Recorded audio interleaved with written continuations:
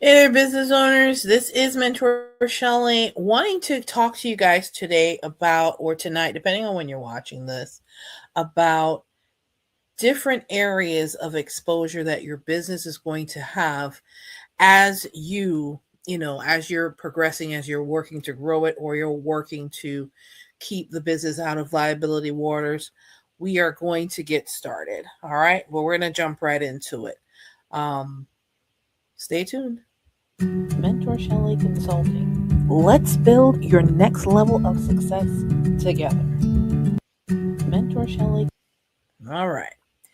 So, just want to make sure that we have everything set up here as you're coming in. Hello. Go ahead and drop a like, say hello, of course. And as we're getting ready to get things moving here, I want to make sure that I pull get the presentation up here. But as you're coming in, go ahead and place your questions. And if you know for sure, what it is that you want to ask in regards to, getting your, compliance stuff in order for your business. What we want to talk about is how important documentation is when it comes to your business. As of course, I'm always here to help you to avoid a lot of the issues that can come when you do not have the proper documentation. As part of my exposure reveal series, documentation beats good intentions every time. And of course, we're going to be talking about hidden risks and ways to protect your business. We're going to jump right in here. I don't want to take too much time because we do have some ground to cover here. Now, let me ask, you made a hire last quarter, maybe two, maybe 10. You ran them through onboarding and you got them started as a business owner, whether you're a small business, medium-sized business, and you feel good about it. You got them started because the work is getting done. But there's something that I need you to sit with. Every new hire you brought on without complete and compliant documentation package is a lawsuit waiting to happen. If you do not have the proper documentation, even when you're hiring a new employee, you're putting yourself at risk as a business owner. And why am I talking about this and who am I anyway? We talk about documentation beats conversation. As an HR professional, I've always, I've always operated from that premise. Documentation beats conversation 5 days a week and 4 times on Sunday. That's my take on it. I'm Mentor Shelley. I've spent years, more than 20 years, working inside several organizations, helping them to clean up the exact kind of mess that I'm about to show you. And through the exposure reveal, one of my series that's going to be, airing more so on different platforms, including LinkedIn, your documentation gaps that can quietly turn your future hire or your new hire into your future liability if you do not have your documentation. So stay till the end because I'm going to show you exactly how to fix it before it costs you anything. Now, who is this video for? This video is not for you if this is not for the corporate HR team with legal departments and HRIS system and a compliance officer. They already have people like me on retainer. Who is this video for? It is for the business owner who is hiring without a full HR infrastructure, not necessarily a full-time HR person, but the full HR infrastructure. What have I seen before in my years? Why am I able to even talk about this with you guys, right? The founder who has 10, 20, or 50 people and is running onboarding off of a checklist they built themselves 3 years ago. The operator who thinks that we haven't had a problem yet, so we should be fine. No. We haven't had a problem yet is not a compliance strategy. It is a countdown, unfortunately, especially if you don't have systems and processes in place. I've seen business pay 6 figures in settlements, especially when I was working with the PEO, because over documentation that they thought it's gonna cost them less than $1,000 to put in place, not realizing it costs them tens of thousands because they didn't put it in place.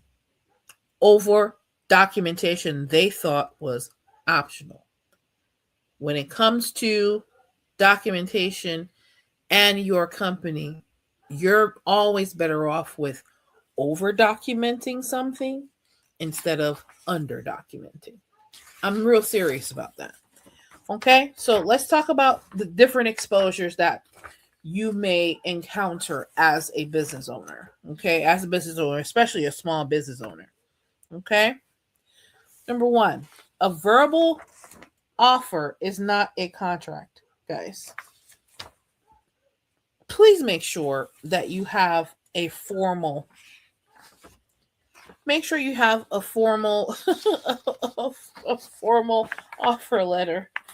I don't think I'm saying this and I'm kind of laughing, but I'm really not laughing. Guys, a verbal offer is not a contract. It's a conversation. Here's a problem. Courts have ruled that what you say in an interview, in an email, in a Slack message can create an implied employment agreement that overrides your at-will status. That's one way to expose yourself as a business owner. If you do not have a signed offer letter that explicitly states employment is at will, you may not be able to terminate that employee without being sued for breach of contract. Why? Because if you don't have an offer letter, there is no written documentation to help you in court if they decide to go that route with it. Guys, I don't ever want you. Unfortunately, here's a penalty if you do decide to go that route. Your average wrongful termination settlement can go $75,000 or up. And that's without at-will documentation, and that's where your exposure starts. It may get more expensive. That is doing something as simple as having an offer letter and having at-will language in that offer letter, which is something simple, but a lot of business owners don't do it because they think because their company is a 10-man group or a 20-man group, you don't have to do it. Please do not do that and put yourself at risk for something that could have simply been addressed with an offer letter. Exposure number 2, missing or complete I-9 verification. I don't care if you're hiring 2 people. Do not skip this step. You do not want problems. You don't want problems. You don't want problems with USCIS. Every employer in the United States is required by federal law, not state, federal law to verify the identity and work authorization of every employee they hire. That's legally binding through the federal government. Not most employers. Every employer is required to have that documentation for every employee they hire. If the government determines the violations are willful, meaning you knew and you did not comply, the fines multiply and criminal charges become a real possibility. Do you see the fines, guys? Fine range per I-9 violation, and this was 2024, that was 2 years ago, can start at $2,789 and can go up to $27,894. I'm going to almost bet that the rates on that have increased in the last 2 years. Okay? Exposure number 3, no signed confidentiality or IP intellectual property agreement that was included in your application process. Now, this one can get a little tricky.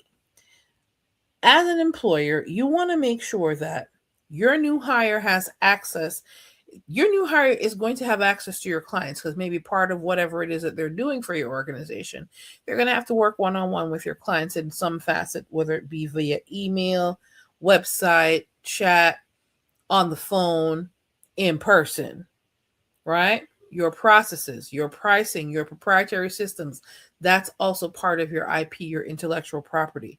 If they leave, or worse, if they leave to work for your competitor, what is legally protecting what they know if you don't have a confidentiality agreement in place? Without a signed confidentiality agreement or intellectual property agreement, the answer is almost nothing. Every day an employee works without an NDA or an IP agreement is a day that they can take advantage of what you say, your IP, or your formulas or your processes that you have licensed or you have covered in some way, shape, or form. But if you don't sign that, they have to agree to not share that within a time frame or with your competitor. There's no protection for you as the business owner. Okay, guys. Exposure number 4: no employee handbook acknowledgement. Yes, you can have a handbook. You can give them a handbook. Do you have proof that this handbook, they've agreed that this is something that they acknowledge receiving, right? Because what you don't want is for an employee, a past employee, or an employee to say, well, nobody told me that. I didn't know that was a policy. Really? You have a handbook, right? Yeah, I got a handbook, but do you have an acknowledgement that they received it? If you don't have that written acknowledgement, if it's not documented, it didn't happen. A lot of HR people say that there's a reason for that. Have a handbook. You spent real money building it, because that's also a service I provide for employers or for business owners that don't have one in place or needs to update the one they have. But if your employee never signed an acknowledgement that they received it and agrees to the policies, your handbook is legally closed. It's legally close to worthless when you need it. Why? Because the documentation showing that they acknowledge they received it and will adhere to those policies is dead in the water. There's no documentation. Harassment claims, attendance disputes, social media violations, dress code incidents, all of that is supposed to be in where? Your handbook. Every one of these situations lives or dies on whether your employee can truly say, right, I didn't know that was a policy. Because the burden of proof is on you as the business owner.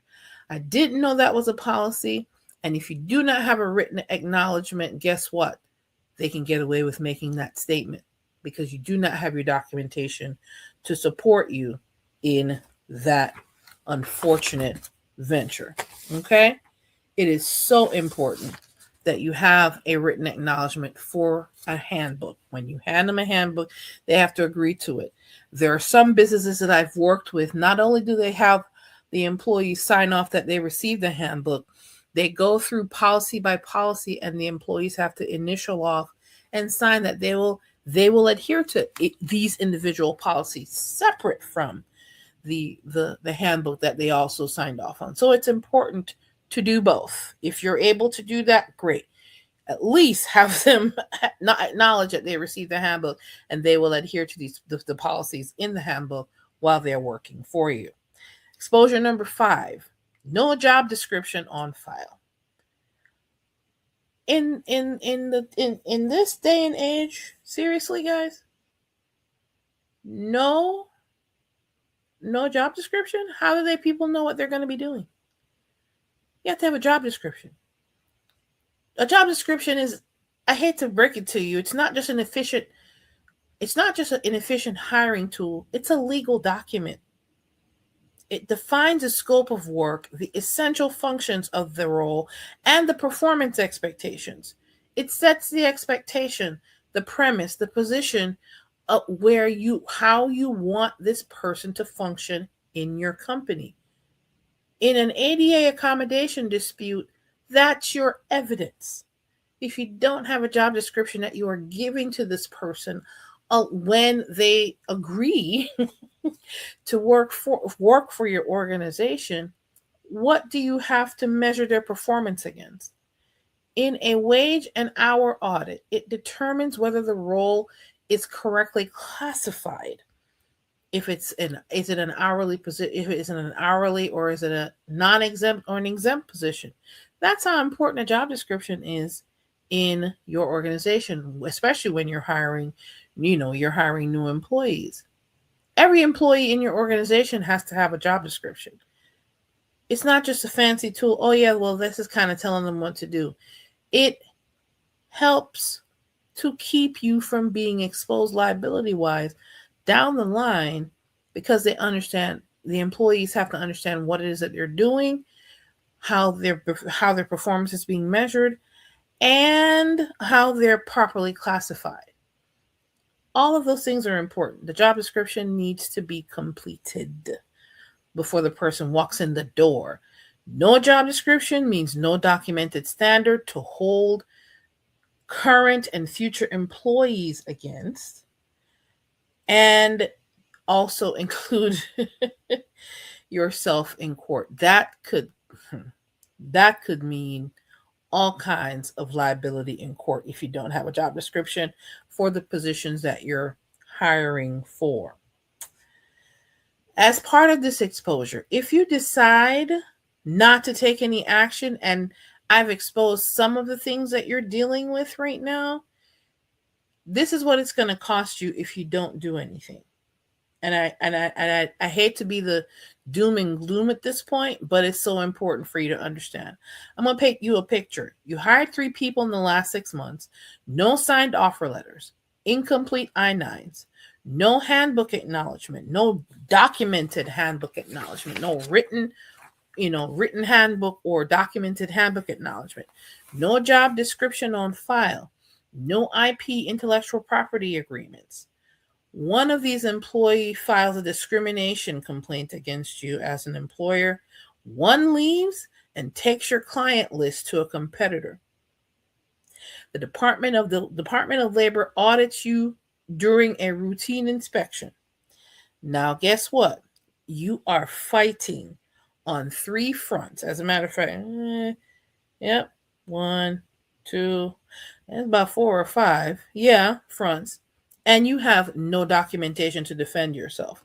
You want to hear what this is going to cost you as an employer if you do not do anything, right? The cost of inaction. A wrongful termination suit can range from $50,000 to $300,000, and that's usually a settlement, and that's on the lower end. How could you have prevented this? Having a signed offer letter and a handbook acknowledgement. You might want to throw that's just preventable up front. I-9 audit, 10 employees, right? 10 employees. If all 10 of your employees have incomplete or incorrect I-9s, $28,000 is the least you're going to let go of, because they're $2,000 plus a piece. We talked about that earlier. It could range, a keyword starts from $28,000 all the way to $278,000 in fines. And all it costs is for you to have a compliant I-9 process. If you're not sure, you can go to uscis.gov and find information on how to make sure that you are compliant with that. Those are things that I also help to provide and clarify with you in my specific audit and other project or service, or retainer-based type of services that I do provide as an HR consultant. Okay? Trade secret disputes, right? You don't want an employee coming into your organization and leaving with all of your intellectual property to go give it to your competitor. That could likely expose you to $100,000 in fines and legal fees alone, and that's on the low end. How can you prevent this? Signed intellectual property or non-disclosure agreement as part of the application or part of the hiring process. ADA accommodation disputes. 50,000 plus EEOC investigation because it's going to require that to determine if you violated ADA accommodations. What can prevent this, guys? A filed job description. These are all simple fixes, guys. But it's important that you understand, right? Average penalty, wage and hour, classification audit, right? You have a job description. Is the job properly classified based on what actually happens when a person works in that position? If you do not have, say you have a position that you put a salary, but when it's been properly assessed, what the actual job entails, it turns out that that's going to be an hourly or non-exempt position. That means if that person has worked an hour of overtime in that time frame and they find that, you're going to have to pay a penalty of at least $200,000, depending on how many hours. You have to pay in back pay plus penalties. You don't want those kind of problems with the Department of Labor. And all that costs you is to have the proper classification and a decently written job description. Now, that's the cost if you don't do something. That's a very high cost. Listen, all of the scenarios that we've touched on so far, those exposures are pretty wide, and these have very simple fixes. Now, guys, those are the worst case scenarios, but I just want to make sure these average outcomes in documented employment cases, and every single one of them is preventable with the right paperwork in place. It's simple. It really is simple. Now, here is what I know. Right, these aren't complicated fixes. It could be, and some of those are urgent fixes, but they're not complicated fixes, right? A proper hire documentation package built correctly and signed before an employee's first day closes every one of the 5 exposure gaps we just touched on. An offer letter with at-will language, a completed I-9, a confidentiality and IP agreement, a handbook acknowledgement, and a filed job description are essential functions to get you out of liability and exposure waters, right? That's a foundation, though, that we just talked about today. That we just talked about earlier, right? That turns your new hire from a liability to a protected business relationship that you can defend in court. Why? Because you have your documentation, but that's just a foundational documentation, right? The businesses that never get sued aren't luckier than you. The difference is they're documented. All that documentation we just talked about will protect you as a business owner if you have those in place, but those are foundational fixes, folks. Some of you are watching this are going to go build yourself. You can build all of this yourself, and that's okay. I want you to, because even an imperfect documentation process is better than no documentation processes right now. But if you want it done right, and if you want someone to audit what you already have, close every gap, not just in the hiring process. Build your compliant new hire framework that protects you every hire going forward. This is exactly what we do here at Mentor Shelley Consulting for HR consultants, right? When you schedule a discovery call with me as a business owner, I'm going to ask, or one of my team members are going to ask you about your current hiring process and tell you specifically where the documentation gaps are. I'm going to show you what a compliant new hire documentation package looks like for the business of your specific size.